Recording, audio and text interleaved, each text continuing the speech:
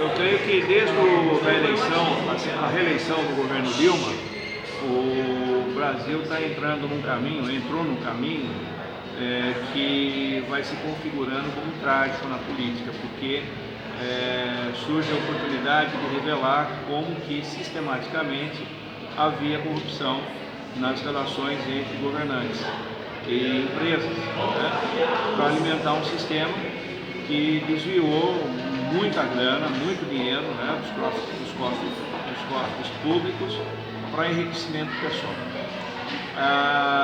O governo Temer é um fruto desse processo trágico. O Temer, juntamente com o núcleo que ele inicialmente formou o governo, era um núcleo do PMDB que estava envolvido na corrupção no período do PT, em razão das alianças para formar o chamado governo de coalizão. Então, o que aconteceu no Brasil foi que, primeiro, a Dilma tinha um perfil antipático a esse núcleo do PMDB. Ela sabia do caso de corrupção, só que a Dilma tentou evitar isso aí, apesar, né, do PT também ter participado. Então, entender melhor essa contradição da Dilma, eu creio que vai ser um processo ainda que a gente vai ser esclarecido ao longo do tempo.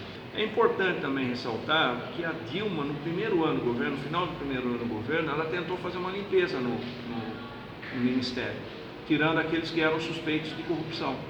Só que isso aí, de certo modo, alimentou e provocou a reação dos seus, então, que partiram a ser os seus inimigos, que foram ardilosamente construindo um cenário para a cassação dela. Por quê? Porque o que ela estava fazendo estava, de certo modo, sim, interferindo nos processos de corrupção. Estamos vivendo agora a ampliação dessa tragédia, com essas denúncias, como a de hoje, no Jornal Nacional, que está, de certo modo, fazendo brotar, né, dando visibilidade, como que esse grupo funcionou durante todo esse período, inclusive com o Temer, né? O Temer, sabe-se que era um centro, era um elemento central nesse processo, porque ele sempre expressou uma certa credibilidade, né? O paulista, né? Advogado, constitucionalista, então ele tinha alguns elementos assim que aparentavam uma certa seriedade. Mas ele nunca foi um grande líder. Eu vejo que o Temer sempre foi mais um esbirro, um sujeito que foi usado e aceitou ser usado, do que uma grande liderança. Então agora precisa ver como vai ser essa repercussão. Porque o Temer, se for caracterizado obstrução da justiça, ou então, que me parece mais que seria essa figura, para manter o Eduardo Cunha calado com esse dinheiro, aí ele cometeu um ato infracionário no exercício da presidência. Então ele pode ser denunciado ao Supremo e responder ao Supremo por esse ato.